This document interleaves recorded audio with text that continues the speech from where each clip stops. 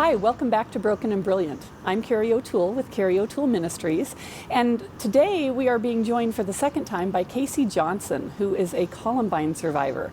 And if you have not heard her story, it is so compelling. Go back and listen to part one. And this is the second part. So we have already covered the fact that Kacey was in the library at Columbine. She was shot, almost died. And we covered a little bit of her early stages of recovery. But I would really love to hear about your recovery physically, your recovery emotionally, psychologically, and spiritually. So I'm going to kind of let you take it from here right at the beginning, and we'll see where this goes, and we'll just have a conversation about this. So welcome, Kacey, and thanks for joining us again. Oh, thanks for having me back. I'm happy to share. You bet. So last we talked, you had gotten out of the hospital, you had decided not to return to Columbine, and you went to a small private school that really was gracious to help you with all of the trauma needs that you had. Right. Why don't you take off from there? Okay. Just completing senior year felt like a victory. Getting through the first day of school of that year just was a really proud moment for me, because I wasn't sure if that would ever be a day that came, that I could go back to school and stay for there a whole day. Yeah. Right. And there were several times that year when something would spark a flashback and I would find myself at home that afternoon and not stick it out for the whole day. But overall, to finish the year was just really exciting for me and for my family. Perhaps, though, the biggest drive to heal for me during that year was making it to the World Championships on my horse the next summer, because that had been stolen from me. Yeah. When you I wasn't talked allowed about to. that on the last one, I thought that Right. dream, I'm sure, had to die. You still did it? Yeah. Well, so for right after Columbine, I wasn't allowed to ride my horse for 3 months, at That's least. not very And long. Wow. no, well, because I begged and begged and begged my surgeon to let me back on. And finally, at 3 months, he gave in reluctantly. He still likes to tease me about it today. But at the time of Columbine, I had been leading all of Colorado in the events for the World Show.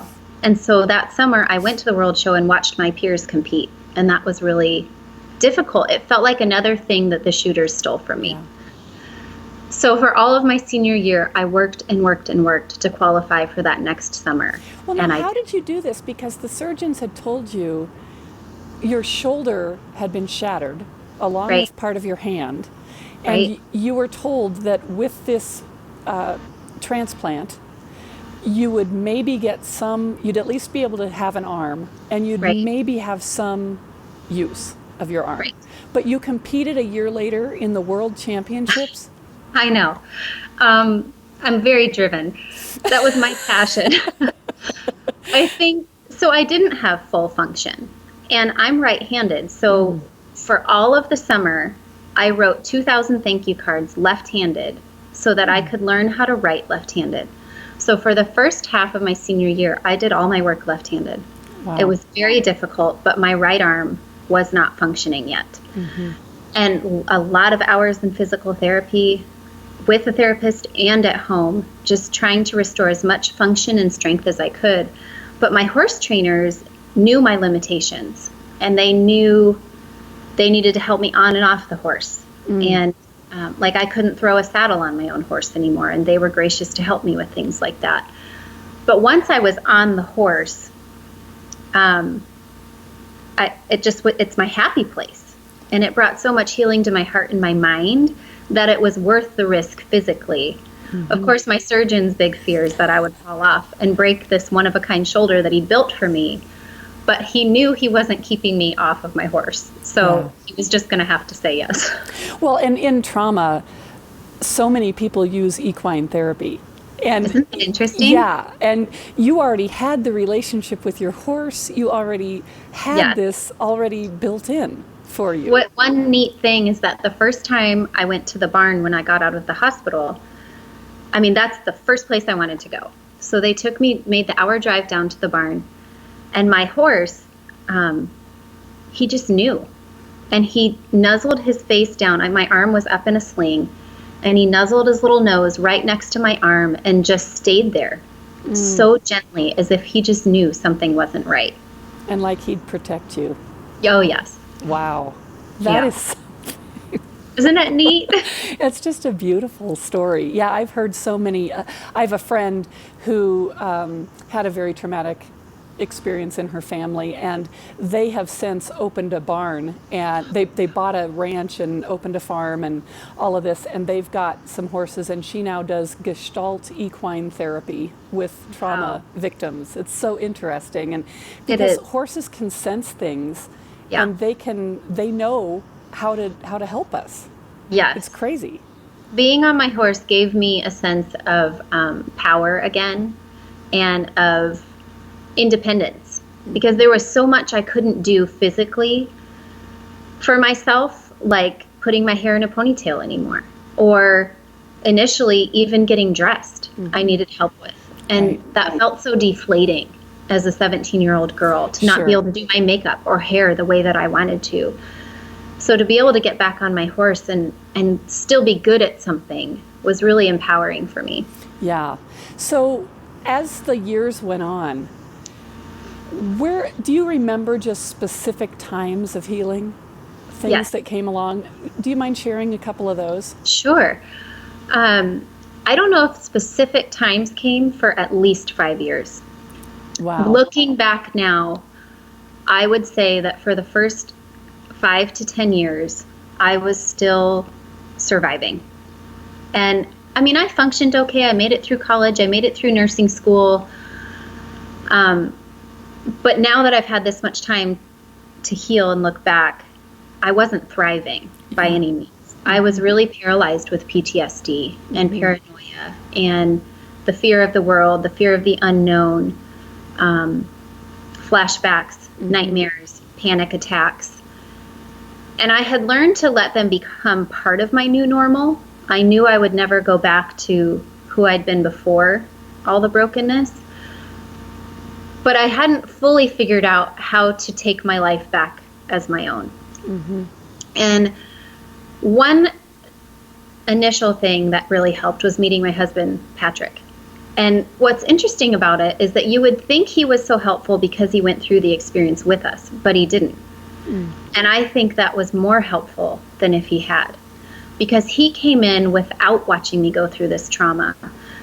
And he just provided this peaceful, easygoing, unfazed kind of personality. And anytime I would have a panic attack, he approached it with such a gentleness and helping me to step back and look at the reality of what was happening rather than what my mind was telling me was happening. Yes, which is so important. And that was something I hadn't been able to do. So well, because everyone that you knew and everyone in your family, they had experienced it with you. Right. Yeah. So when he would watch me have a panic attack, let's say I was at a grocery store with a cart full of groceries and somebody walked in with a big black trench coat and backpack. I mean, that just sent me into a panic attack immediately. And that person was just there to buy groceries like everybody else.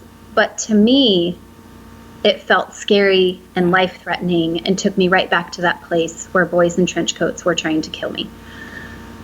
And so initially I would just run out, leave my cart of groceries and run for my life. Well, when Patrick came, at first he would say, okay, let's step out, and we'd go out to the car. But he wouldn't let me leave. And he'd say, look at what's going on around us. Nobody else is panicking. And we'd watch for that person to come back out of the store with grocery bags. And he'd say, are you ready to go back in? And so we'd go back in. Wow. And it was these little baby steps. And if it happened again, maybe we'd just move to the door, but not the car, and really assess the reality of what was happening. And those little things really helped me to take control back of my mind and to learn I don't have to let it run away with panic and with all these fears and thoughts. I can control, while my initial instinct is to panic, I can learn how to step back and breathe and assess the situation for what it actually is. Well, and did you ever have to learn how to not shame yourself over having the panic attacks? Because I would kind of do that sometimes. I would start having a PTSD reaction to something, and then I'd get so mad at myself for it because it's so stupid, you know. And then I finally realized it's okay. Have grace on yourself like you would anybody else. Right. For going through this. That's what I tell people now. So I mentor a lot of victims from these shootings now. Mm-hmm. And somebody just this week reached out to me from one of the more recent shootings and said, I'm not as far along in healing as some of the other victims because I stayed in the hospital longer. And I said, there is no comparison between people and grief. Mm-hmm. One of the survivors of Columbine, one of the victims who passed away at Columbine, her mom uses the statement, grief is as individual as a fingerprint. And that's what I told this person. I said, your walk through this grief is not going to look like anybody else's.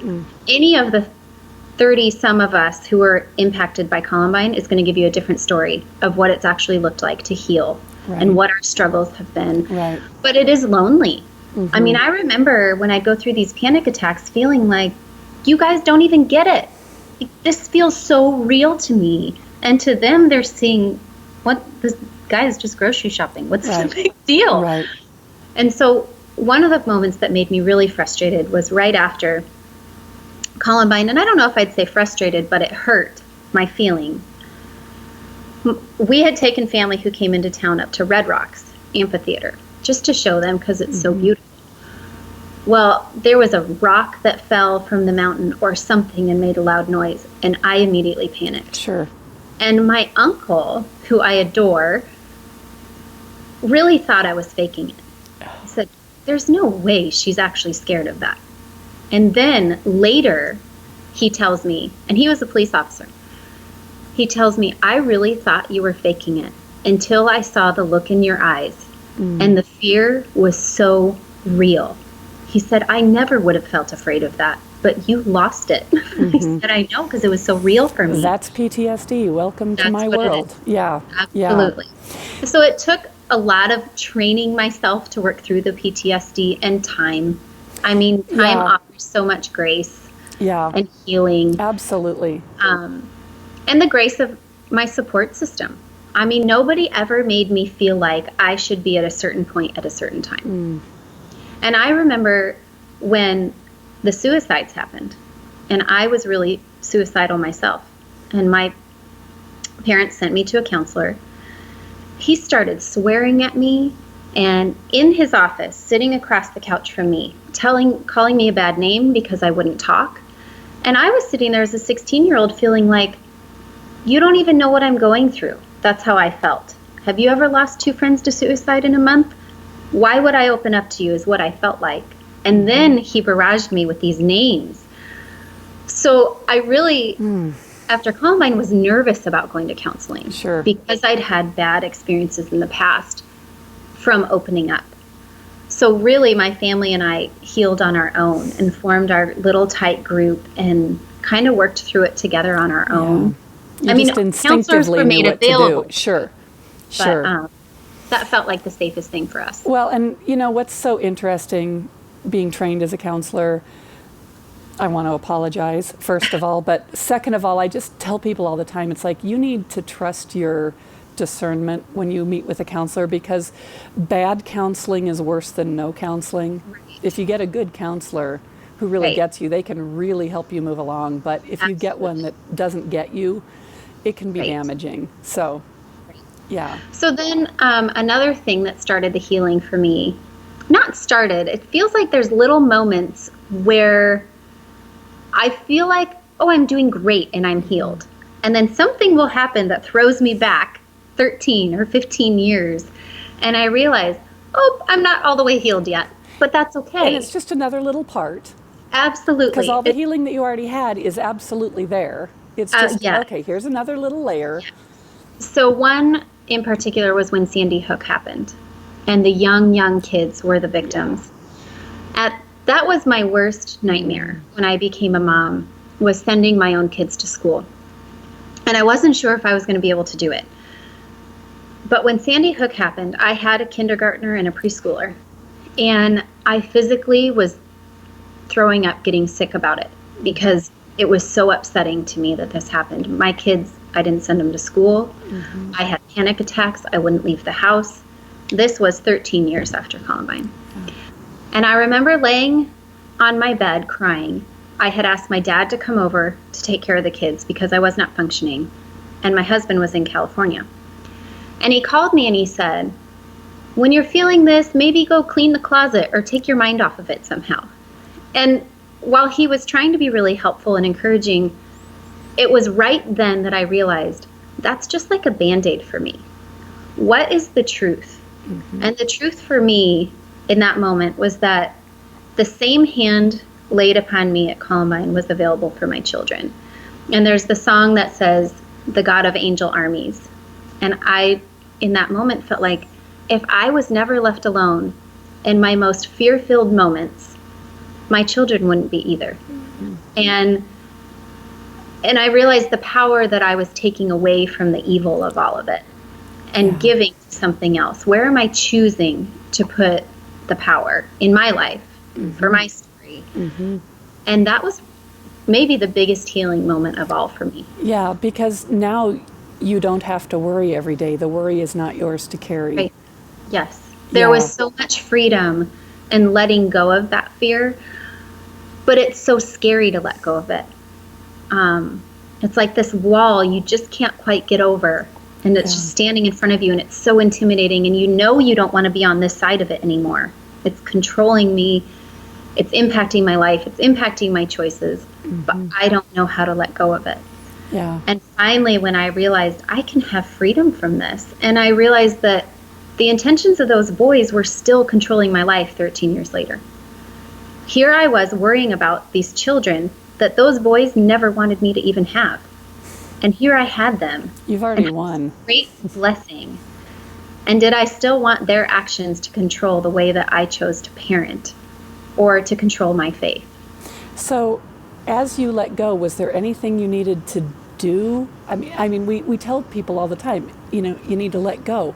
What did that look like for you? Was it just a split-second decision, or how did you do that? There have been moments that have been like that where I just decided I'm not doing that anymore. But it was more of a process over that weekend. I had the moment of realization that my kids will never be alone, the same that I was never alone. And then talking through it with their teachers and talking through it with my husband and sending them back to school on Monday, covered in prayer and praying my way through that morning that I can do this. It wasn't them. They weren't worried about going to school. One more time, it was you having to make it through a full day of school. Absolutely. Yeah. And it's still like that for me when I send my kids to school. Every day I cover them in prayer. And I know there's no guarantees that I'll be able to pick them up for any number of reasons. It could be a car accident, or they could end up being sick that day. I don't know. But every day I pick them up, I'm thankful when they're climbing in the backseat of my car. Yeah. Wow. Kacey, tell us about your book. Okay. So I wrote a book, released this spring, and it's called Over My Shoulder, which has so many meanings. Yes, it does. And it's really a reflection of the healing process and a perspective from 20 years later after something so traumatic. And it took so many years for me to write the book. I guess it was all part of the healing process.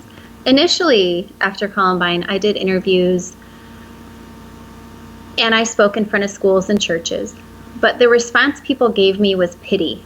And I really felt like I was listing for them just all the bad things that had happened in my life. I had nothing good, no perspective. Where's the hope? To offer. Nothing. Mm-hmm. I really just said, these are all the things that happened to me. And then they'd feel bad for me. And I didn't like that feeling. I don't live like that. So I could not have written a book 10 or 15 years ago because I wouldn't have had anything to say. Mm-hmm. Well, in 2012, my surgeon asked me to go speak at a conference. And the only reason I agreed to do it is because of all he'd done for me. And we were very good friends and still are. So I went and shared my story at this conference. The conference was about bone and tissue donation. And if you remember, that's how they saved my arm, was from a bone donation. So I spoke at the conference, shaking my way through the presentation and crying the whole time. I was very inexperienced in front of people. And there must have been 1,000 people. And the line of people who were so moved by the story and by the hope that it gave and the purpose in donation, because that's what their work was, donation. People just lined up to talk to me and thank me and let me know that me opening up my story brought a lot of healing to them, or brought peace to their work day and why they're doing what they're doing. And what was funny is I had only agreed to that one. Well, while I was at that conference, 2 more requests came in. And I said, no, I don't do this. I don't talk in front of people. Yet. But I was willing. And my brother-in-law told me, Case, I think you should prepare yourself to be used in the ways that make you the most uncomfortable. And I said, well, I don't really like that. Right. And sure enough, that's what it grew into. And I've become comfortable in front of people because of what comes out from the other side of the presentation, that somebody might be encouraged in their bad time. Somebody might realize in the midst of feeling suicidal, there is so much life to be lived. Yes. And so much good can come out of hard things. And it took 15 years of perspective for me to even be able to say all that myself. That's so good. And be able to piece my story together in a way that really is purposeful, that really does bring good from so much bad. And well, the beauty they say that hindsight is 20/20, and here we are 20 years out, and it's almost 2020, and the hindsight that comes from that, which you can't have. You can't have that perspective when you're right in it, or just, I mean, 20 years is a long time, but in the grand scheme of things, it's really not. No, it's not. And naively, we thought we'd write a book and it would come out in 2 years. We'd sit down, write a book, and in 2 years. So it really was supposed to be released years ago in my mind. And it just was not my timing that it happened to be completed on the 20th anniversary of Columbine. But that, again, I feel like brings so much good from the evil intentions of that day. Yes, it does. And in today's world, when so many of these events are happening, several of us from Columbine feel this, you can't really call it a responsibility, but this privilege to welcome people into this club that nobody signs up for. Yes. And it's growing quickly. Yes. And nobody was there to tell us, to walk the road with us, to say in 5 years you might still struggle with this. Here's how I handled it. Or here's what helped me or didn't help me. And yep. This is exactly what I do. I coach others who are going through what I went through, and nobody wants to be in either of these clubs. And yet I'm so thankful you're doing this, because for those who are going through it now, I always just say to my clients, I'm just a few steps ahead of you. And if I can help you avoid a few pitfalls, and if I can give you some language for some things that I fumbled through, and if I can show you what did help and what was really not helpful, then you can learn even more. And I learn from my clients, and then it makes me better at helping them. And so it's so interesting that you're doing this. And I'm just so thankful for you being here today, sharing all of this with us. Thank you for your bravery. Thank you for your voice, because it is needed.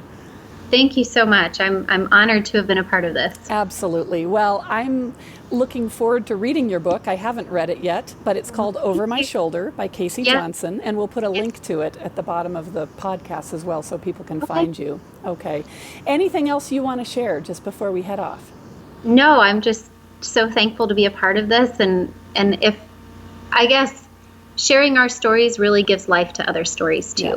And that's the reason I share now, is that other people find power in their own stories when we're able to open ours up. Absolutely. Absolutely. Well, thank you so much. And everyone else, we appreciate you being here, and we'll see you next time here on Broken and Brilliant. Thank you. Thanks for joining us. Thank you.